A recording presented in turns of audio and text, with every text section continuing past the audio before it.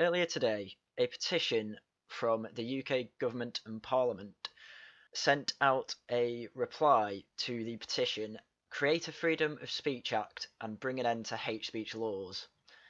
For several years now, the government has been infringing people's most basic rights to speak freely on matters by deeming their speech offensive or hateful and declaring that such speech, even online, warrants being fined or jailed. This is an outrage. Now that's basically that alone is enough for me to have signed this petition already, and if you haven't signed this petition, I suggest you do. However, in the reply, the government responded, the government is committed to upholding free speech and legislation is already in place to protect these fundamental rights. However, this freedom cannot be an excuse to cause harm or spread hatred. Now, how do you cause harm with speech? This is what the government doesn't understand, apparently. So, current UK legislation values free speech and enables people who wish to engage in debates to do so, regardless of whether others agree with the views which are being expressed. Everyone has a right to freedom of expression under Article 10 of the European Convention on Human Rights, ECHR.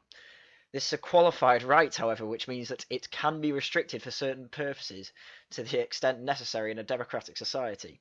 This means that free speech is not absolute. Well, guess what? I'm against that. Hence, I've signed this goddamn petition.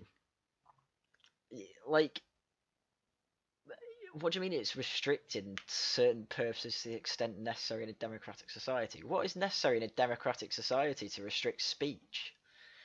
Oh, it's a cliche Game of Thrones. If you cut out a man's tongue, you're silencing him because you are afraid of what he is going to say. What does the government have to be afraid of from people speaking? Anyway, moving on. Importantly, the law ensures that people are protected against criminal activity, including threatening, menacing, or obscene behaviour both on and offline. The government is clear that hate crime and hate speech are not acceptable in our society, and anyone seeking to use freedom of speech as an excuse to break the law should still face full force of the law. Anyone seeking to use freedom of speech as an excuse to break the law? What? If you've got freedom of speech, you're free from the law. That's pretty much what that's defined as. It should really be freedom of expression, to be fair, but say if you're threatening someone, you're threatening their lives, you are putting their lives in danger, okay? That's breaking the law, alright? And anyone seeking to use freedom of speech as an excuse, right? Alright, fair enough, but does threatening someone come under hate crime and hate speech, or does it just come under Personnel Protection Act? So I'm not actually sure what the UK name for acts that protect people's sovereign bodies is called, but why would that not just come under that? Like, what? How do you break the law to a hate crime? Well, they explain next. A hate crime is any criminal offence, for example, assault and malicious communications, which is perceived to be motivated by hostility or prejudice based on a person's actual or perceived race, religion, sexual orientation, disability, or transgender identity. The government takes hate crime very seriously, which is why we published the Hate Crime Action Plan, Action Against Hate, the UK government's plan for tackling hate crime in July 2016. It's also worth noting that in Section 29J of Public Order Act 1986, for example, states that the offence of inciting religious hatred does not restrict or prohibit discussion, criticism, expressions of antipathy, dislike, ridicule, insult, or abuse of particular religions. In this way, the government believes the law strikes the right balance between protecting citizens and protecting their right to free expression. Home Office. You've just contradicted yourself in 2 paragraphs there. Malicious communications, right? That's a very loose term, in my opinion. I think you need to be a bit more specific on that. But if it's perceived to be motivated by hostility or prejudice, you have to be a goddamn mind reader. Like, as Jordan Peterson says, to think you have to risk being offensive. No one has a right to not be offended. But government, you are saying the exact opposite in this, and then the next paragraph when you say it does not restrict or prohibit discussions, criticisms, etc., You're agreeing with me. You're saying that no one has the right to not be offended. You need to make your mind up. This is just a contradiction. If you're in the UK, I'd suggest you write to your local MP about this contradiction, because this is absolutely ridiculous. I think it's important to know where this contradiction law came from, really, and it's because originally the government made the Malicious Communications Act of 1988, in which is basically there to stop hate mail being sent back in the days when email and things didn't exist. So in these legislations, the offence of sending letters, etc., with intent to cause distress or anxiety. So basically, any person that sends a letter, email, let's say, or article of any description which conveys a message which is indecent or grossly offensive. Well, already in 1988, we have this really vague language of grossly offensive, which doesn't really mean anything. I mean, I say if you say white people are racist, I find that grossly offensive, but no one gives a fuck. Fuck off, phone. And then next, it's a threat. All right, a threat. Fine. I am fine with stopping people making threats. It's a call to violence or a threat to violence. I can't think of another word for threat at the moment. And then information which is false and known or believed to be false by the sender. So if you're sending someone, and well, that's basically, you can get done for libel there. So already in 1988, they've made really shit laws, which seem to still be in place today. Number 2, a person is not guilty of an offence by virtue of subsection 1A2, so that's a threat, if he shows that the threat was used to reinforce a demand made by him on reasonable grounds. So I guess that means, break into my house, I'm gonna, bash your brains out or something, I assume. But I don't even know if that's true, because you hear stories of, you hear stories in the UK that we're not allowed self-defence, but this law says you can threaten to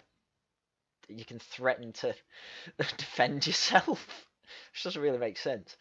And there's an and here, that he believed and had reasonable grounds for believing that the use of the threat was proper means reinforcing the demand. Oh, that's fine. There's nothing wrong with this. There's nothing really wrong with this law really anymore. After that, it's just a grossly offensive thing. Let's go to section 2. In this section, electronic communication includes any oral or other communication by means of an electronic communication network, and any communication, however sent, that is in electronic form, so emails, posting things to Facebook, etc. In this section, references to sending includes references to delivering or transmitting and causing to be sent, delivered or transmitted, and sender shall be construed accordingly. I don't know what the hell they're on about there. A person guilty of an offence under this section is liable on conviction of indictment to imprisonment for a term not exceeding 2 years or a fine. So these are just the punishments, basically. So basically, the first section was the offence, which include being grossly offensive with a letter or electronic communication. This is technically what Count Dankula's going to jail for, because he grossly offended some... I don't even know if they were Jewish people, he just grossly offended someone, and he sent them to court. And it was through electronic communication, via YouTube. So we've had these laws since 1988 even, which is pretty old, but it was originally to stop hate mail being sent, but now it's used to stop comedians making jokes about Nazis, which I think is a bit ridiculous, but there you go. I'll now move on to a more recent act, which is the Communications Act of 2003, specifically section 127, which is the only really relevant one to this. It's improper use of public electronic communication networks. So a person is guilty of offence if he sends by means of public electronic communications network a message or other matter that is grossly offensive or of an indecent, obscene or menacing character, or causes any such message or matter to be so sent. No offending in my country. This is ridiculous. A person is guilty of an offence if For the purpose of causing annoyance, inconvenience, or needless anxiety to another, he sends by means of public electronic communication networks a message that he knows to be false, causes such a message to be sent, or persistently makes use of public electronic communications network.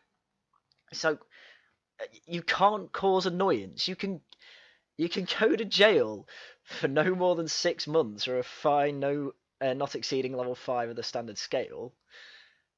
You can't offend anyone, otherwise you might go to jail for 6 months. What? Oh, cause mild annoyance. You know who causes mild annoyance to me?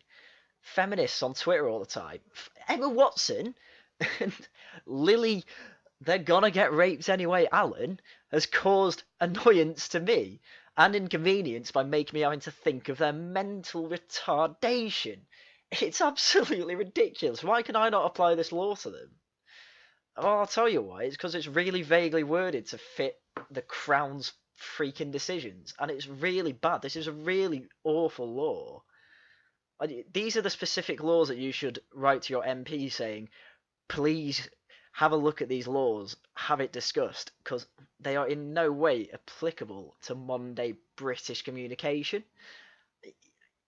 How is sending something on an electronic communication network in any way an inconvenience? How do you cause an inconvenience by sending a message? I don't get it. Does that mean that, like, if I send a girl I like who really doesn't like me a message saying, do you want to go out sometime, have I annoyed her or inconvenienced her with that?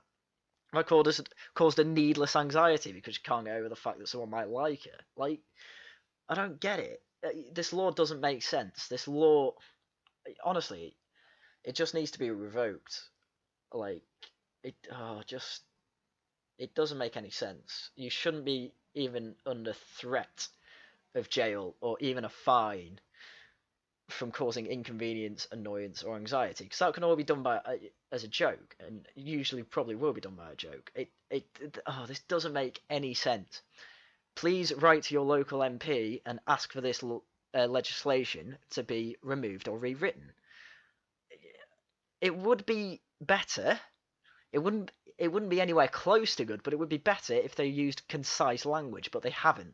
What's an annoyance? Like, what's an inconvenience? That's entirely up to subjection. Like, who knows? Anyway, that's all I wanted to go through today. There is a lot of contradiction in UK law with terms to speech, and personally I think they should just be rescinded. I will be writing to my local MP soon to hopefully at least cause some traction in this, because this is just ridiculous right now. But for now, thank you for watching, and goodbye.